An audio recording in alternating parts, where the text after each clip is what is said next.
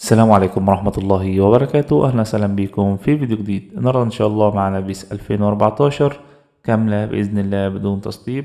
طبعا اليوتيوب بيمنع أي لينكات موجودة في ديسكريبشن أو وصف الفيديو، فاللي محتاج أي مساعدة عندك جروب الفيس موجود في الوصف، وعندك طبعا الفيديو اللي هيفهمك كل حاجة بعد تنزيل اللعبة. ولو عندك أي أسئلة في لعبة بيس 2014 أو أي لعبة تانية ياريت تسيبها لي على جروب الفيس وهرد عليك مباشر بإذن الله. نخش في شرح النهاردة. النص داخل اللعبة عربي ولا إنجليزي؟ بنختار عربي عادي.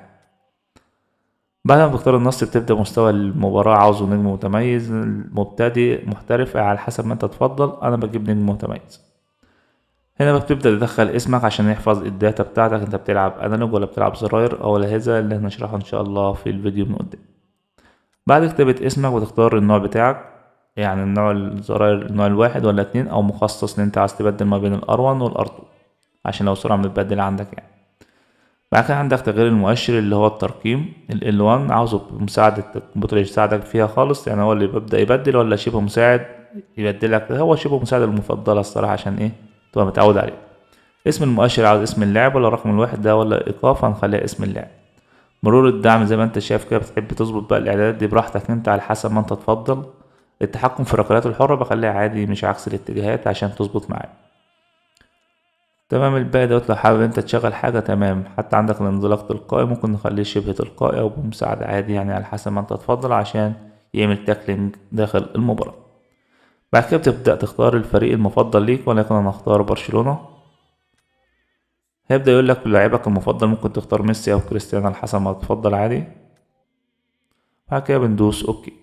تمام كده اتحفظت الحاجات اللي احنا عملناها. دوس اوكي مرة تانية.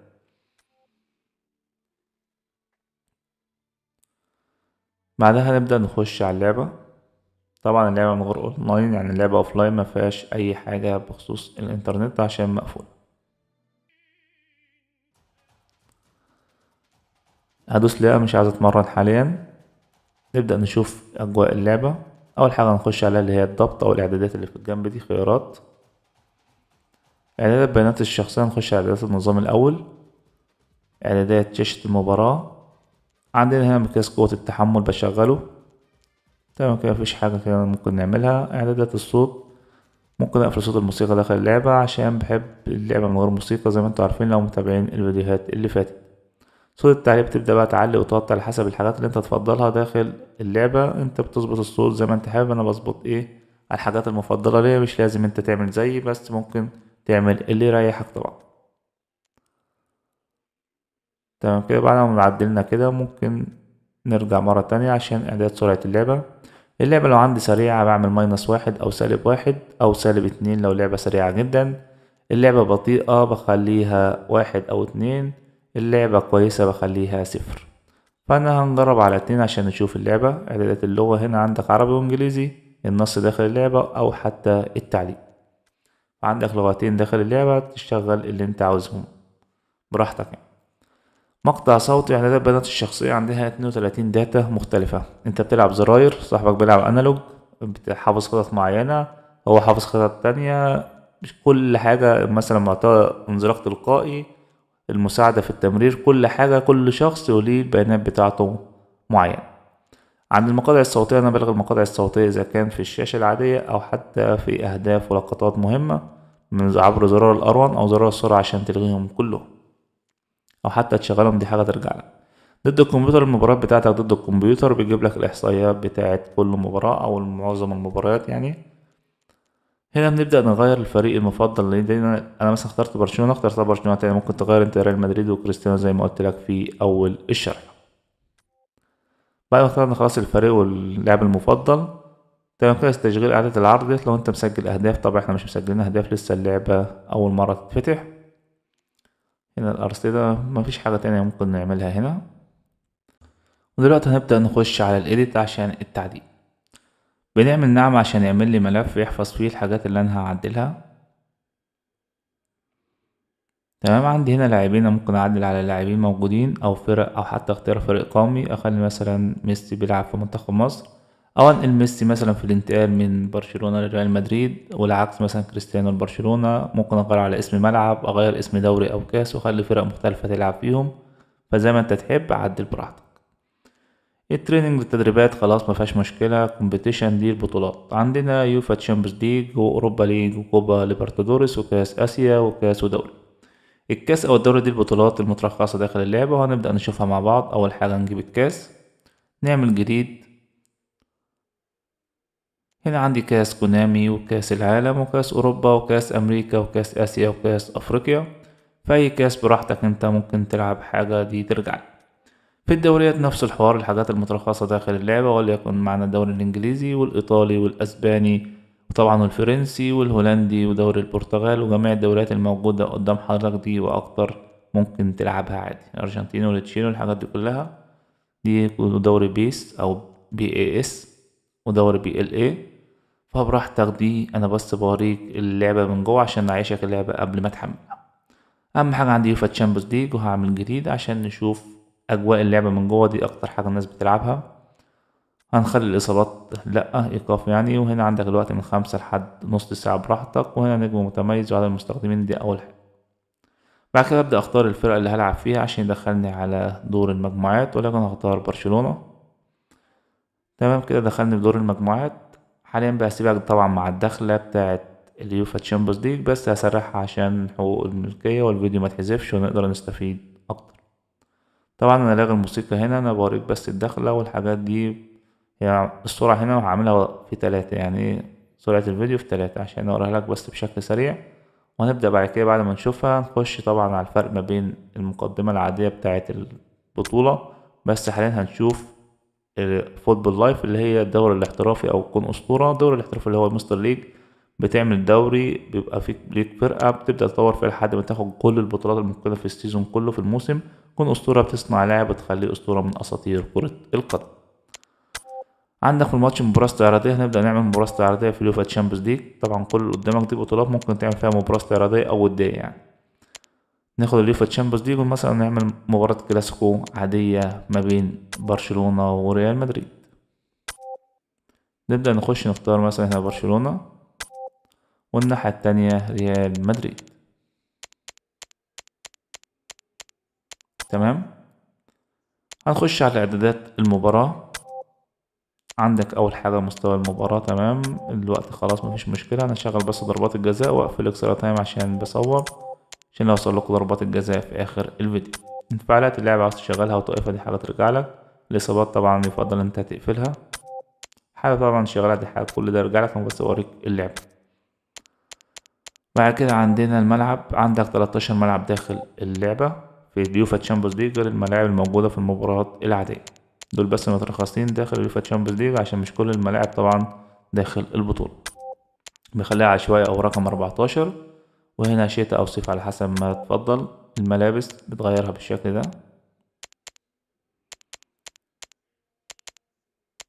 تمام، نبدأ نرجع تاني. عندي هنا في الكور طبعا موجود الكورتين الموجودين في معظم لعب بيس القديمة حتى والجديدة. فبتختار الكرة اللي بتفضلها، وبعد كده نخش نشوف دلوقتي الفرق ما بين مقدمة المباراة العادية واليوفا تشامبيونز ليج.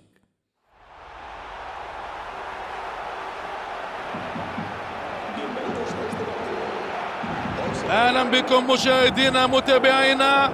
جماهير كبيرة تحضر وقائع هذه المباراة الودية التحضيرية لقادم المواعيد. الفريقان حاذران بكامل النجوم الكروية، ولا مجال للتفكير انها مباراة ودية. الرهانات القادمة على الابواب، ولا بد من تعديل الاوتار قبل وصول اخطر مشوار. مثل هذه المباريات تحسن وتطور اداء الفريقين، وفرصة لاكتشاف نجوم موهوبة جاهزة لأخذ المشعل عن البقية. نتمناها مباراة ودية بالروح الانتصارية في هذه الليلة الكروية.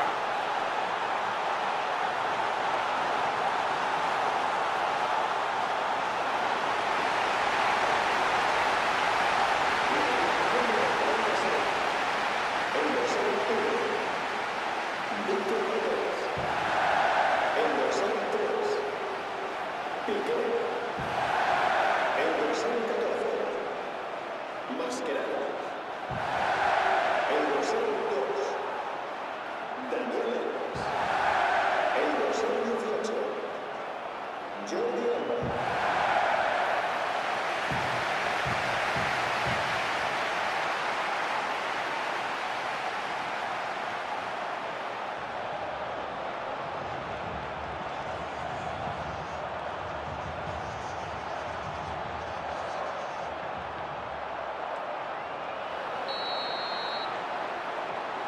ها هي البداية إذن. برشلونة ضد ريال مدريد. ودلوقتي هنجيب مباراة استعراضية والأندية المنتخبات عشان نشوف الفرق اللي فيها أسامي مختلفة أو الحقوق الملكية مش موجودة معاهم. تمام. التراخيص بتاعت أرسنال مش موجودة، مكتوبة نورث لندن، لندن اف سي اللي هي تشيلسي، ميرسا بلو طبعا اللي هي ايفرتون، ميرسي سايد ريد اللي هي ليفربول، مان بلو اللي هي مانشستر سيتي أو مان سيتي. تمام. وهنا نورث ايست لندن اللي هي توتنهام. طبعا هو الدوري الانجليزي اللي فيه المشكله، والهولندي تقريبا او البرتغالي حاجه زي كده، فانا بجيب لك بس الدوري الانجليزي هو اللي معظم الناس بتلعب بيه. بقى الدوريات كويسه فيها كل الفرق اللي تتخيلها، كل حاجات موجوده. فانا بس بوريك على النقط المختلفه. انت مثلا عاوز تلعب بارسنال يبقى انت عارف اسمها نورث لندن، عاوز تلعب مثلا بتشيلسي فعارف انها لندن اف سي، عاوز تلعب بليفربول اللي تعرف ان هي ميرسي سايد. كل الحاجات دي على فكرة بتتعدل بباتش، حتى لو باتش قديم ممكن تسطبه يعدلك الشعارات والأوجه والحاجات دي كلها، يظبط لك الدنيا مفيش أي مشكلة فيها. طبعا مسرع الفيديو هنا عشان أوريك كل الفرق الممكنة قبل ما نخش طبعا على المباراة الودية ونشوف التعليق والجيم بلاي. نبدأ نختار هنا برشلونة قصاد ريال مدريد عشان نشوف إعدادات المباراة العادية. بعد ما نختار الفرقتين عندك الإعدادات العامة نفس إعدادات طبعا يوفا تشامبيونز ليج اللي شرحناها قبل كده، فحابب تعدل على أي حاجة موجودة عندك. الوقت من 5 لنص ساعة نفس اليوفا تشامبيونز ليج بالظبط، نفس الإعدادات ما اختلفتش حاجة عن يوفا تشامبيونز ليج، فبراحتك حاجة ترجع لك اظبط اللي يريحك. أنا بس كل اللي عليا إن أنا بوريك الفيديو كامل عشان لو حابب تحمل اللعب. بعد كده ما هنخلص هنعمل تاني نرجع. الملابس نفس الملابس اللي هناك هي بالظبط. نوع الكورة عندك او ممكن نخش على الاستادات. هنا زي ما انت شايف هنا في 18 استاد عكس ما كان موجود في اليوفا تشامبيونز ليج. طبعا بختار رقم 19 اللي هي العشوائي طبعا عشان يجيب لي كل ماتش حاجة مختلفة. بخليها هنا ليلة وبشتا، دي الاعدادات المفضلة ليا. نوع الكورة هنا عندنا كور كتير. يوفا تشامبيونز ليج طبعا كان في كورتين بس خاصين بالبطولة نفسها. طبعا دي كلها كور من بيس زي ما انت شايف، من بيسات القديمة واخدين الكور بتاعتها لحد بيس 2014. تمام. خد اللعبة مفيش مشكلة، هنخش نعمل ضربة بداية عشان نشوف التعليق والجيم بلاي. أمامه خيارات كثيرة ولا نعرف من سيتابع الكرة. قد تمثل هذه بعض الخطورة. لديه فرصة جيدة، قد يسجلون الهدف هنا، لا يمكنه إهدارها من هنا، واستغلوا الفرصة وأصبحت في المرمى ويسجلون الهدف الافتتاحي. ميسي يلعب بشكل فردي، يرى الحكم أن التدخل غير قانوني ويقرر احتساب ركلة حرة. هل سيسجلون هدف من هذه الركلة الحرة؟ ويلعبها في المرمى. كان الهدف ولا أروع، وهذا هو الهدف الافتتاحي في المباراة. سجل هدف كلاسيكي، حصل على الكرة بسهولة كبيرة، ليس متسللا هنا. لعب كرة ساقطة ويسجل الهدف بأناقة كبيرة. أصبح الفارق مريحا الآن بتقدمهم بفارق هدفين. وضع الكرة الساقطة بإتقان شديد.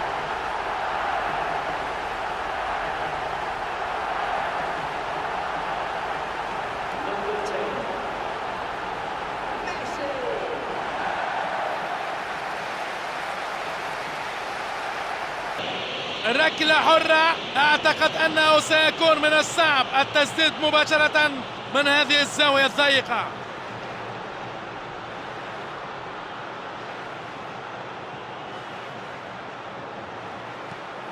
بينية إلى إينيستا ويحرز الهدف، وهذا هو الهدف الافتتاحي في المباراة. يا حصل عليها،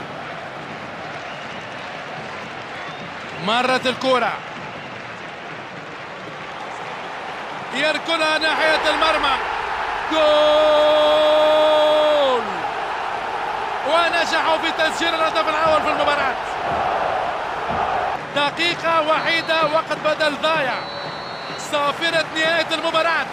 سننتقل إلى ضربات الترجيح، ومع انتهاء وقت المباراة دون أن يتحدد الفائز سيلجأ الفريقان إلى ركلات الترجيح. ونعرف أنه حتى أكثر اللاعبين خبرة يشعر بالضغوط في مثل هذه الأوقات. وضع الكرة في نقطة الجزاء، يتراجع بعض الخطوات ويتوقف، يبدو عليه الاسترخاء ظاهريا، لكن لا بد وأن قلبه ينبض بسرعة كبيرة. الرهان كبير وكبير كونه أول المسددين لركلات الترجيح، ويعيش ضغط رهيب رهيب. سددها بقوة، هو واحد من أفضل اللاعبين في تسديد ركلات الجزاء على الإطلاق. هل سيؤكد ذلك ويتفوق على الحارس؟ تسجيل الركلة ورفع الفارق لهدفين يعطيهم راحة نفسية كبيرة. ارتمى الحارس في الاتجاه المعاكس، يعرف حتمية التسجيل للمحافظة على أمالهم في المباراة، خاصة والفريق متأخر بهدفين. هو أمام اختبار حقيقي لقوة أعصابه. يلعبها في الجانب الأيسر، يحتاج إلى تسجيلها، إذا أهدرها معناها خسارة أخرى. ويسددها في الجانب الأيسر من الحارس. هل ينجح في تسجيل الركلة ومضاعفة النتيجة وتهدئة أعصاب فريقه؟ أرسل الحارس إلى الاتجاه الآخر بهدوء وبدقة، يضع الكرة في نقطة الجزاء. كل الحاضرين يحبسون الأنفاس في الاستاد من الإثارة.